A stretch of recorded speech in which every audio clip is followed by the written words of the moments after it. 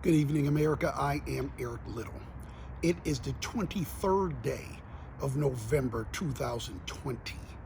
It is National Espresso Day, so that ought to make my wife happy. Today is day 1404 of the Trump administration. Okay? It has now been 20 days since the election. It's been 15 days since the election's been called and the National Pouting Baby Association got started. I'm near my home in Southern California this evening, and this is the plain truth.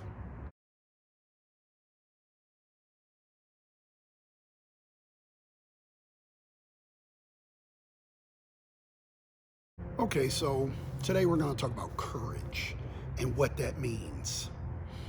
I think people have the wrong idea of courage. Courage isn't doing something crazy like riding on top of a moving car or something. Courage is having the intestinal fortitude to do the right thing all the time, even when it may not benefit you to do so.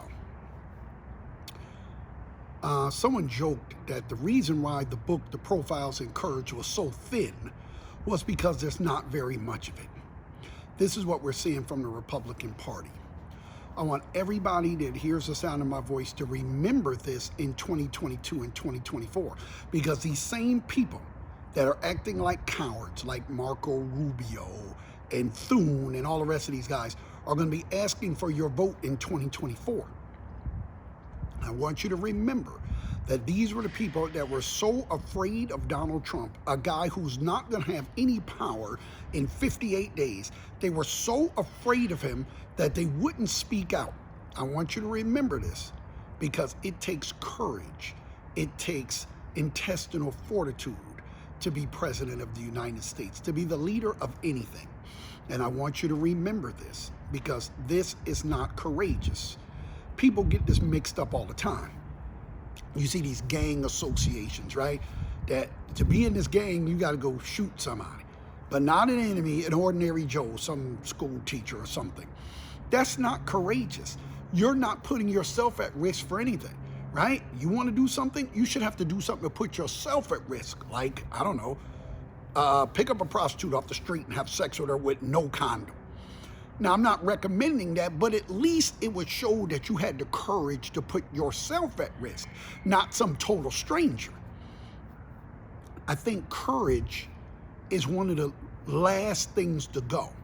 And I think you're starting to see it go in this country, with very few, at least on the Republican side, unwilling to just say, look, you're not saying anything that's wild or outlandish.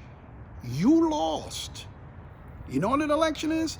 You vote, I vote, everybody votes. We count them. The person who has the most wins. This isn't a thing. This isn't something that needs to be explained. You got now, right now as I'm speaking, the Michigan Board of Canvassers meeting. And one guy's, well, I don't know, maybe we should delay the election. One of the Republicans, the other Republican, at least he came out and said, look, this is not our job.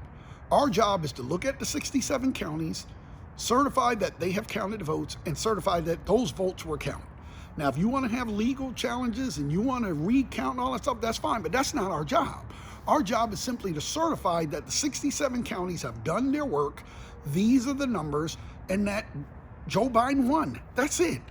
That's not a betrayal of America, or betrayal of Trump, or betrayal of Republican principle. It's doing your job. It's counting, right? 3 comes after 2. That's not a Republican or Democratic thing. It's just the way numbers operate. 1, 2, 3, 4. This, the Republicans don't have their own system of counting. The Democrats don't have their own system of counting. It's just counting. All these wild conspiracy theories and all the voting machines are rigged, they had double votes and people bringing in ballots and garbage cans. Couldn't it just be that the other guy got more votes than you? Isn't that the plain truth, as I see it? And I am Eric Little. Good night.